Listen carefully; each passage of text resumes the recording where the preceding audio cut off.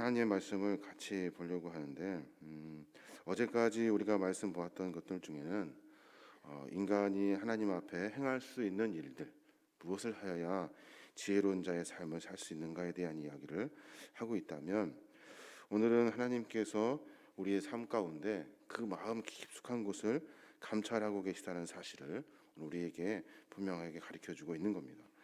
하나님께서는 우리의 마음을 감찰하신다. 이 사실과 이것을 믿는다 한다면 우리는 분명 하나님을 의식하며 살아가는 삶을 살게 됩니다. 또 내가 하는 행동이 아무도 모를 것이다 라고 생각하는 것, 여기에서 벗어나서 늘 하나님과 함께 있다는 사실은 삶의 모습을 점검할 수밖에 없는 그런 모습이 되는 거예요. 근데 사람들은 하나님 우리 인생을 감찰하고 계시다는 사실을 잘 몰라요. 그렇게 생각하지 않는다고요. 그래서 자기 마음대로 자기 뜻대로 이렇게 살게 된다는 겁니다. 하나님이 우리의 마음을 보시고 가장 미워하시는 것이 무엇일까? 그 이야기를 오늘 본문은 하고 있는 거예요. 하나님이 무엇을 가장 미워하시냐면 공의와 정의를 행하지 않는 것을 싫어하셔요. 우리 마음 가운데 공평하지 않은 것, 우리 마음 가운데 옳은 일을 행하지 않는 것, 이런 것들을 하나님은 우리 심령을 감찰하시고 싫어하신다는 거예요.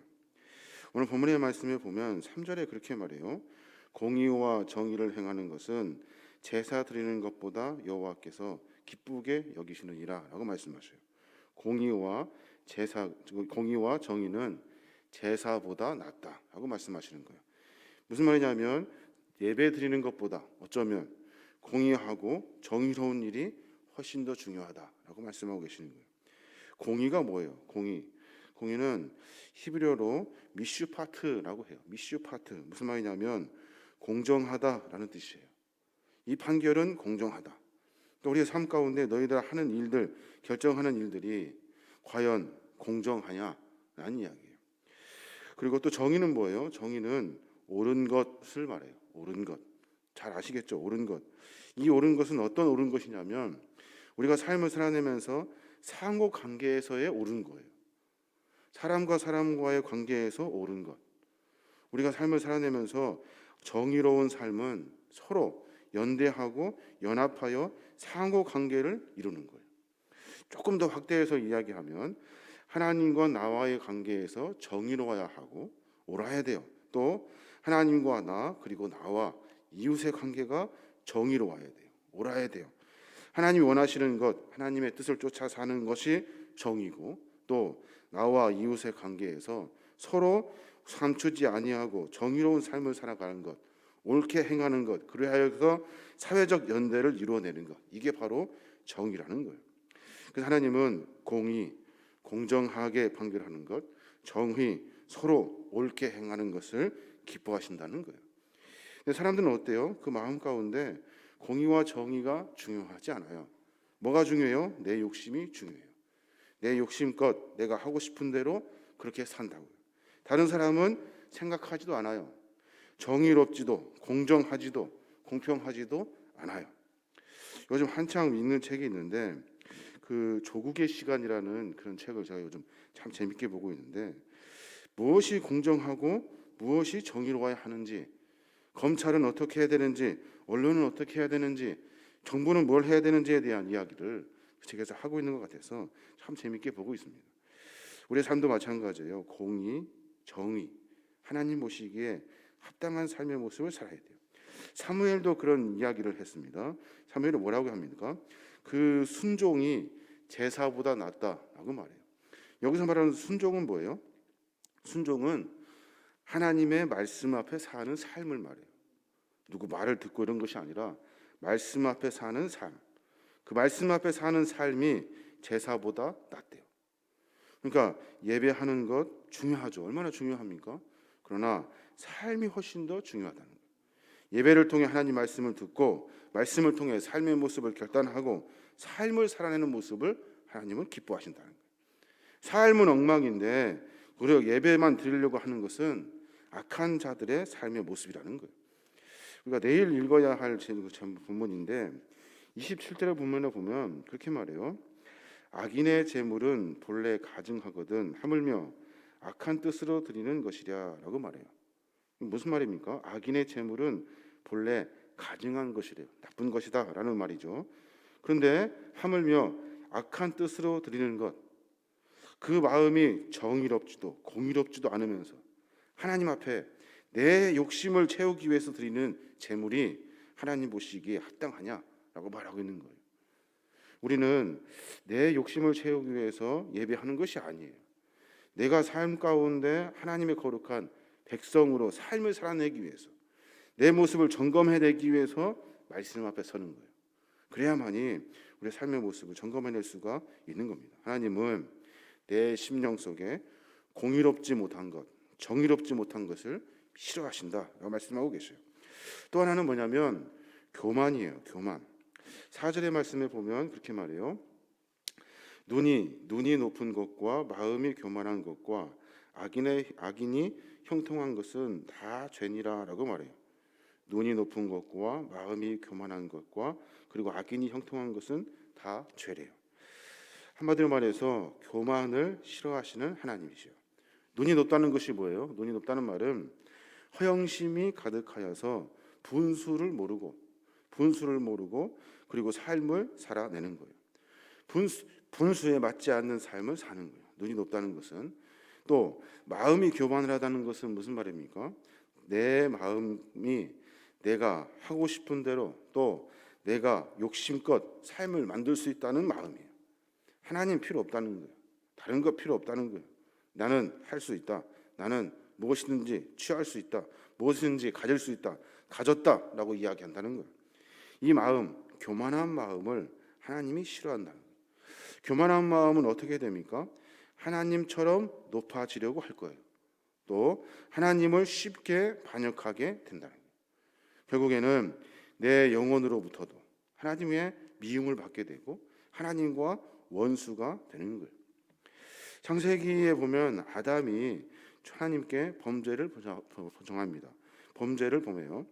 왜 범죄를 범합니까? 무엇 때문에? 사단의 꾀임에 넘어가서. 무엇을 사단이 꾀운 거예요?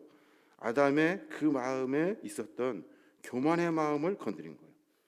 하나님이 너 그거 못 보게 하려고 한 거야. 너 볼 수 있어. 할 수 있어.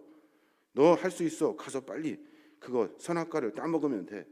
하면서 그래. 나는 할 수 있어. 나는 높아질 수 있어. 나는 높은 사람이야. 하면서 그걸 따먹은 거예요. 그 교만의 마음을 건드려서 사탄은 아담으로 하여금 죄를 짓게 한 겁니다. 교만의 마음 참 간단한 것 같고 우리가 쉽게 넘어가지 않을 것 같지만 우리 마음 가운데는 다 교만의 마음이 있어요. 있는 자리에서 그리고 할 수 있는 일들 속에서 하나님을 배제하는 것, 하나님 없이 할 수 있다라고 생각하는 것, 하나님이 삶의 중심에 있는 것이 아니라 내 생각이, 내 마음이 하나님보다 앞서는 것, 이게 다 교만이라는 거예요. 하나님은 그 마음을 싫어하신대요. 마지막 한 가지 더 고민해 보면 부정한 재물을 하나님은 싫어하셔요. 부정한 재물을. 6절의 말씀 있는데 6절 말씀 보면 그렇게 말해요. 속이는 말로 재물을 모으는 것은 죽음을 구하는 것이라 곧 불려다니는 안개니라 라고 말해요. 속이는 말로 재물을 모으는 것, 거짓으로 막 돈을 막 모으는 거예요. 그래서 사람들 속에서 살면서 사람들을 속이는 거예요. 부정한 방법으로 계속해서 재물을 모아서 자기의 부를 취한다는 거예요. 그렇게 하다 보면은 무자비한 자를 속여서 사람들의 재물을 모아야 되고, 그리고 힘없는 자를 압박해서 그 재물을 수탈해야 되고, 지위를 이용해서 그리고 수고나 노력 없이 부정적인 방법으로 그 부를 축적할 수밖에 없어요. 하나님은 그러한 것들을 싫어하신다는 거예요. 그래서 우리는 하나님이 기뻐하시는 거룩한 재물이 될 수 있도록 내 마음을 점검해야 돼요. 내가 공의로운가? 내가 정의로운가? 내가 교만한가? 내가 하나님 보시기에 합당한 노동의 대가를 가지고 재물을 축적하는가? 남을 속였는가? 남의 것을 빼앗았는가? 내 힘으로 무엇을 압박했는가? 이런 것들을 늘 고민하며 살아야 한다는 겁니다. 한 가지만 더 보면 무자비한 마음을 하나님이 싫어하신대요. 13장의 말씀이 13절의 말씀인데 그렇게 말해요. 귀를 막고 가난한 자가 부르짖는 소리를 듣지 아니하면 자기가 부르짖을 때에도 들을 자가 없으리라라고 말해요. 무슨 말입니까? 귀를 막고 가난한 자의 소리를 듣지 않아요. 그냥 덮어버린다고요. 그러면 어떻게 된다고요? 우리가 부르짖을 때, 우리가 진짜 어려워졌을 때 그때 들을 사람이 없다는 거예요. 가난한 자가 자기의 어려움을 호소할 때 그 마음 가운데 안 도와줄 거야. 필요 없어. 나는 도울 의지가 없어. 이렇게 해서 그냥 넘어가면 결국에는 그 마음을 하나님이 다 보시고 정말로 어려워졌을 때 긍휼이 필요할 때 하나님은 그때 그들의 마음 가운데 하나님이 돕지 않으신다라고 말씀하고 계시는 거예요. 부유한 자 하나님의 안에서 부유하기도 하지만 가난한 사람 가난하기도 한 거예요. 부유하다고 해서 무슨 힘 있고 권력 있는 것이 아니라 사람은 부유할 수도 있고 가난할 수도 있어요. 근데 둘이 어떤 마음을 가져야 돼요? 서로 공의와 정의의 마음으로 돕고 연대하는 마음을 가져야 돼요. 그러니까 돈이 조금 있으면 남을 도울 수 있는 마음을 가져야 되고, 가난해도 다른 사람과 함께 연대하여 연합하여 함께 거룩한 사랑을 나눌 수 있는 그 마음이 우리 안에 있어야 하는 겁니다. 여러 가지 말씀을 드렸으나마는 하나님은 우리의 마음을 감찰하셔요. 어떤 마음을 감찰하시냐면 공의롭고 정의로운지를 확인하신다고요. 내 마음이 공의와 정의의 마음이 있는지, 또 교만한지 교만하지 않은지 그 마음을 늘 감찰하셔요. 또 부를 축적할 때 부정한 재물을 모으려고 하는 마음이 있는지 없는지를 늘 확인하신대요.